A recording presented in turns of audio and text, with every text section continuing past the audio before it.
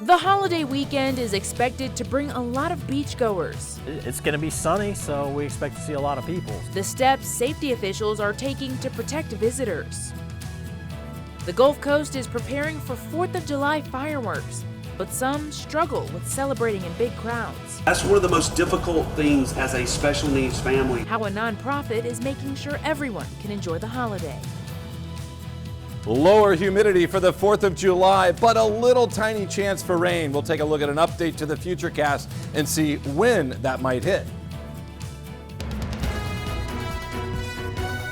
WEAR News at 10 starts now. Good evening and thank you for joining us. Well, AAA expects a record-breaking 72 million Americans to travel domestically this 4th of July weekend, many choosing to spend the holiday on the sugar white sand of Pensacola.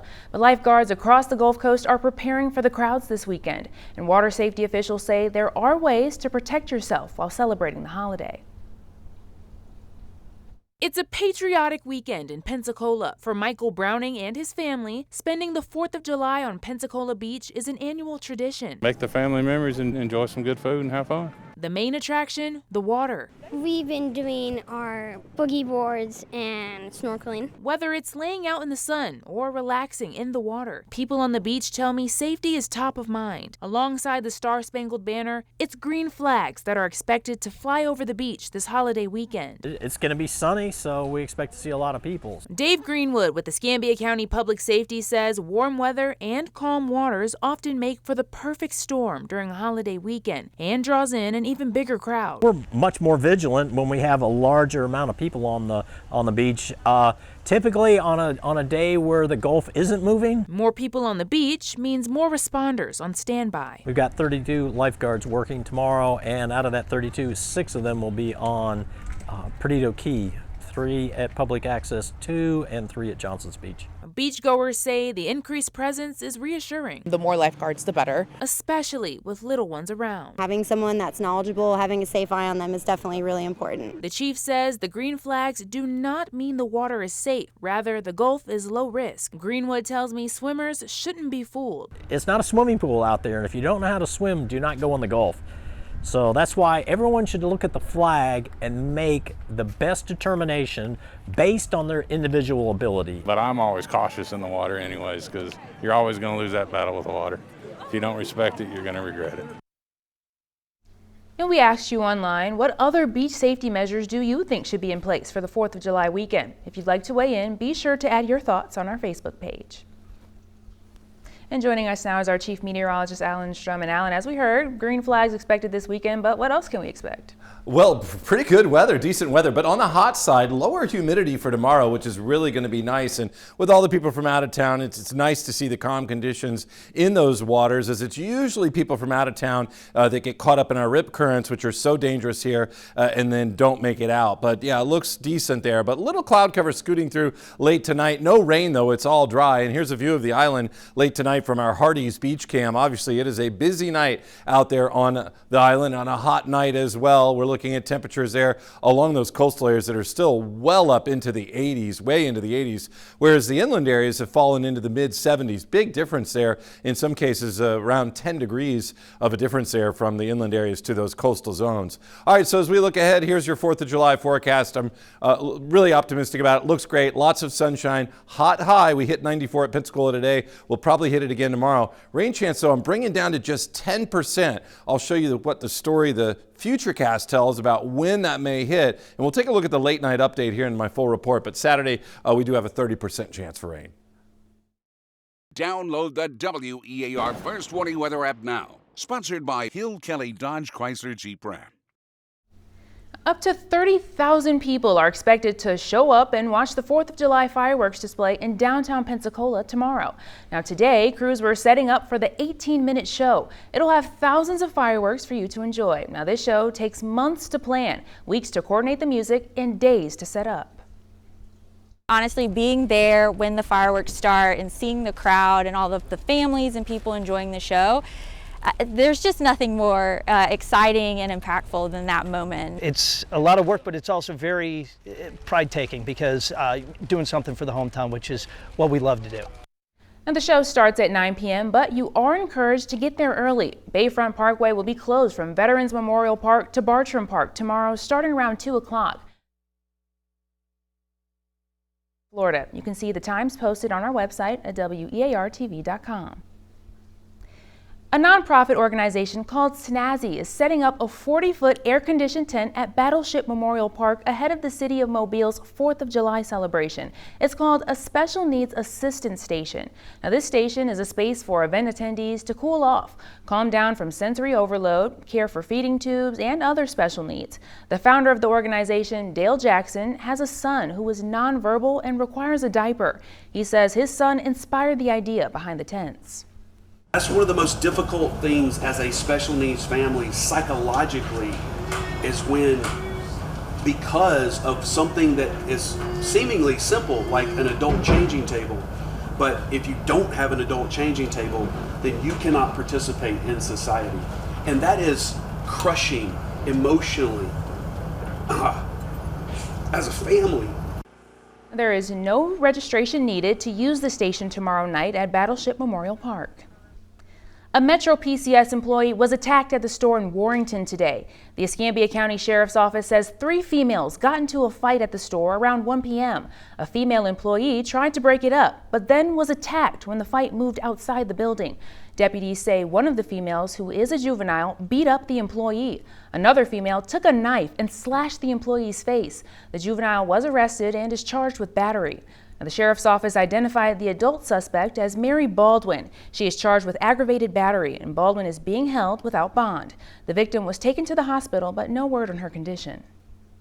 And one person has been arrested and charges are pending for others after a shooting in East Milton. Noah Hoffman was arrested and booked into Santa Rosa County Jail last night. The sheriff's office says 3 individuals from Pensacola went to a home on Cami Court yesterday afternoon to buy drugs. Investigators say Hoffman, who never had any drugs, tried to rob them. Gunfire was exchanged and the group then drove off and was stopped at the Piggly Wiggly on Highway 87.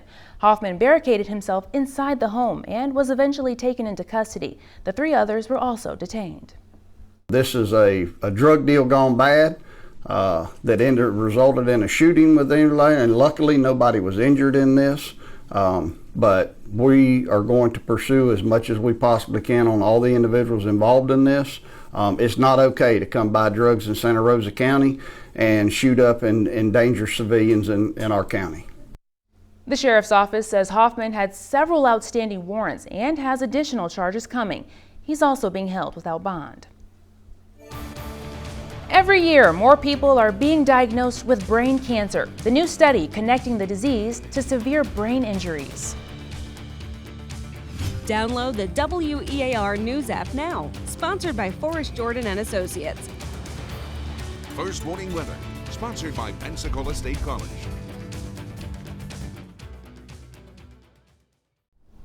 Each year in our country, nearly 25,000 people are diagnosed with brain cancer. More than 18,000 of them are projected to die. The causes of many of these cancers are still a mystery, but a new groundbreaking study of our troops and veterans reveals a connection between severe brain injuries and brain cancer. Spotlight on America's Dwayne Pullman shows us that connection could help detect brain cancer before it turns deadly. 3 years after her dad's death, Dodie Noble is still devastated.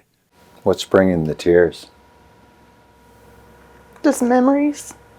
Randall Horner was a humble, hard-working man who had his share of hard knocks, including 2 traumatic brain injuries. So he was knocked out? Yeah. On both incidents? Yeah. Horner recovered both times, always returning to the role he relished, the rock of the family. He loved his family. And later, a proud, playful grandfather. They all wanted to be at Papa's house. 5 years ago, things began to change with sudden episodes of silence. And he didn't move. And then we knew that there was something. That something was glioblastoma, an aggressive and deadly form of brain cancer. He was stage 4 by the time we found it. For a brief moment, it looked like Horner might beat the cancer. His tumor shrunk, and he got to ring the bell. Yeah, there you go. But this happy moment was short-lived, and soon Dodie could only watch as her father slipped away. So you basically watched your dad deteriorate. It's horrible. The day before his 69th birthday, Dodie's dad passed away. While Horner didn't serve in the military, Dr. Ian Stewart, an Air Force colonel who treated lots of wounded troops in Afghanistan, began to focus on a potential connection between traumatic brain injuries and brain cancer after he got a call from a colleague. He had seen a couple of special operations members. He knew that they had had several TBIs. And then they both had brain cancer. And he asked me, like, is there any way we could look at this? Colonel Stewart did. Scans like these revealed glioblastomas, or tumors near the sites of previous head traumas in service members. When Colonel Stewart began analyzing the military medical data of nearly 2 million veterans and active service members, he says he discovered a real connection. Patients with moderate to severe traumatic brain injury had a 90% increase in their risk of brain cancer, and patients with penetrating injury, they had an over threefold rise in their risk of brain cancer. He published his findings last year, the first ever veteran cohort study connecting severe brain injuries and brain cancer. I think what we're really discovering is that, yes, that may happen at that one point in time, but it could potentially change the subsequent course of your life. This is the study. I showed Colonel Stewart's findings to Dodie. I wish we would have known. Had she known, Dodie says her dad's glioblastoma might have been spotted early enough to save him. If someone had a serious traumatic brain injury, what would you say to them now, knowing this? I would think they should get checked. For Spotlight on America, I'm Dwayne Pullman. Escambia County is looking to make crossing the street on Pensacola Beach safer. The county says there have been several close calls and accidents involving pedestrians and cars. Now the county will install lights at crosswalks from Avenida 11 to Avenida 23. The lighting system will cost around $168,000. And now it's your turn to weigh in. Point your camera at the QR code on your screen to answer our poll. Do you believe putting new lights at crosswalks on Pensacola Beach are enough to help keep pedestrians safe? Our poll is live until Saturday evening. While most of the country is focused on tomorrow's July 4th celebrations, in Mobile there is a group that is more focused on an anniversary that will come 4 days later. It was the day in July of 1860 when the Clotilda, the last known slave ship from Africa to the United States, arrived in Mobile Bay. Now, members of the Clotilda Descendants Association are marking that event with a number of community events. Darwin Singleton takes us to one of them tonight. On this evening, 3 people walked into Kazula's Eatery and Bar on Mobile's Dauphin Street. For the 2 women, one from New York City, the other from Norfolk, Virginia, it was their first time in Mobile, but already. This is home. I told my mama I came home for her. This is home, even though you've never been here. Never been here. This is home. Lucille Keeby Fredericks, her first cousin Clarence Wall, and their friend Yvette Jackson share a dark moment in American history that is now bringing a constant stream of people to Mobile. Each has an ancestor that was among the 110 men, women, and children forced into human slavery and taken to Mobile aboard the Clotilda, now known as the last slave ship from Africa to America. Mobile was its destination. For Lucille and Clarence, those ancestors were Annie and Osiah Keeby. Well, they were 2 of the enslaved Africans on the Clotilda that landed July 8th, 1860 in Mobile County. This weekend, as most Americans celebrate America's independence, these people are gathering to remember the anniversary of the Clotilda's arrival and the challenging new life that awaited them in Mobile. You hear about it, you can't imagine it. But for Yvette, it's made more real now thanks to the artifacts and displays at the Africatown Heritage Museum in Mobile. In the exhibit, they had one where there was a 2-year-old. So she was just beginning her life and she was a slave. What do you know about that? As a 2-year-old, you're supposed to be playing. You're supposed to be enjoying your life. What do you know about servitude? Clarence recalls an interview his ancestor, Osiah Keeby, gave to renowned black author and educator Booker T. Washington, an interview that now plays upon his mind. One of his quotes to Booker T was, he'd go back to Africa in his dreams, because he always asked them about home. So they never ever forgot. They always wanted to go back to where they came from, but they never had the opportunity. As these 3 descendants enjoy the conversation and camaraderie, they are now also becoming historians of the Clotilda. For Darren Patterson, the founding president of the Clotilda Descendants Association, it couldn't come at a better time. Darwin, we have to preserve history. There are people trying to sweep history under the rug. We can't let that happen. We won't let that happen. We are all over the world. And look at the people coming home now. Look at the people coming home to be around the history of their families. It's a great thing, man. And these three think it's pretty great too. I have friends who family members have purchased the books in New York and then realized because of my last name, Lucille, is this your family? And have given me books. So, you know, it's getting out there, but there's still far more of it to be known.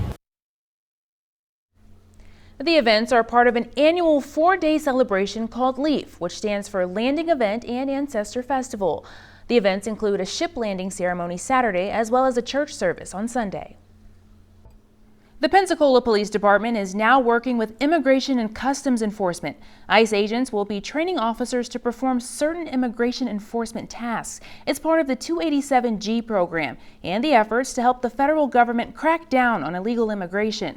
Florida leads the U.S. in the number of state and local agencies that have signed or have pending agreements to assist ICE. And the first group of immigrants have arrived at the new detention center in the Florida Everglades, dubbed Alligator Alcatraz. That's according to a spokesperson for Florida Attorney General James Uthmeier. Now, it's unclear how many people were brought there, but the facility will be able to house 3,000 people. Detainees will include individuals arrested in Florida and those transferred from other states. And 200 Marines are being sent to Florida. They will be here to support federal immigration and customs enforcement officers. That's the word tonight from U.S. Northern Command. Now, what those Marines will do will be up to ICE. ABC News reports there are already roughly 100 National Guard members assigned to the newly opened Immigration Detention Center in the Florida Everglades. This deployment is part of a bigger push by the Trump administration. The Orange Beach Fire Department is purchasing life-saving equipment called a Lucas device. We'll tell you more about it after the break.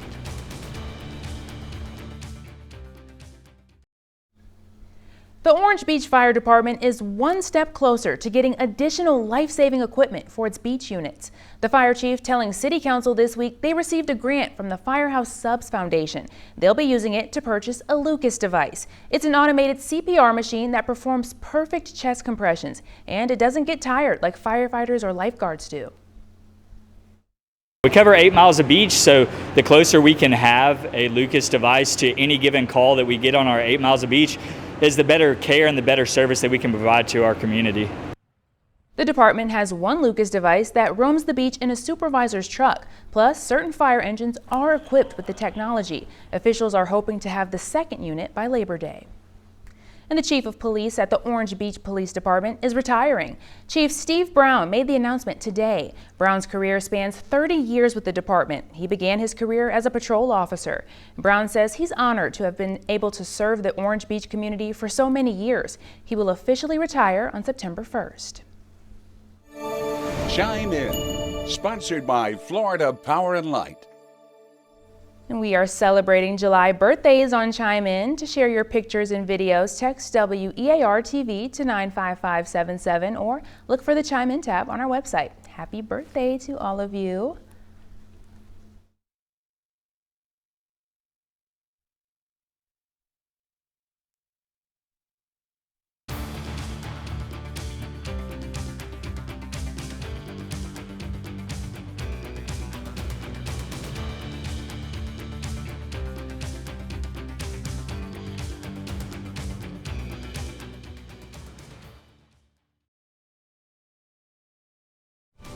Hot for the 4th of July, but lower humidity. All right, I'm excited. I'm Yes. ready. Well, thank you all for joining us. We hope to see you tomorrow. Jimmy Kimmel Live is next.